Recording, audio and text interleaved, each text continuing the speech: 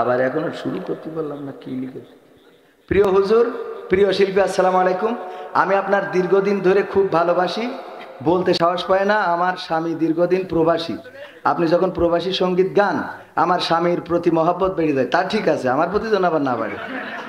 তারপরও আমি আপনাকে ভুলে থাকতে চাইলেও ভুলে থাকতে পারি। এ সহ্য না করে পারা যায়?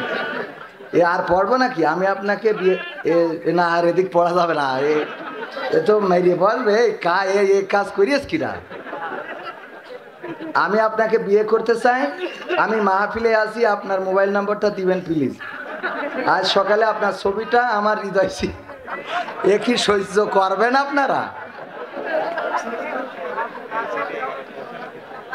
এ কি মজা না ফাইজলামি? নাউজুবিল্লাহ। এই মেরে তক্তা বানানোর দরকার যে কিরা দিয়ে গেল রে। আমার এই সংসারে অশান্তি ধরাবেন না এরা।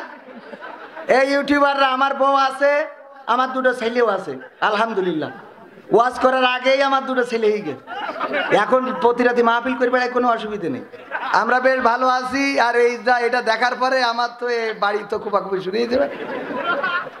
আল্লাহ মাফ করে। এই কাজে এত সাহস হয়েছে কার? আল্লাহ তার হেদায়েত দান করে, বলেন আমিন।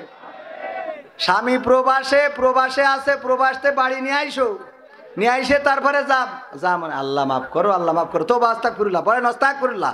শয়তান এসে গেছে কেন? কি এসে গেছে? আল্লাহ মাফ করো।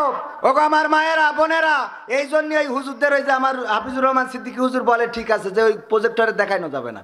দেখে তো তোমরা মনে মনে কবা, হুজুরের সাথে যদি আমার নিকে হইতে রে, পাখামোখারা দেখা, হুজুরের সাথে খেলা হবে না। মনে থাকবে।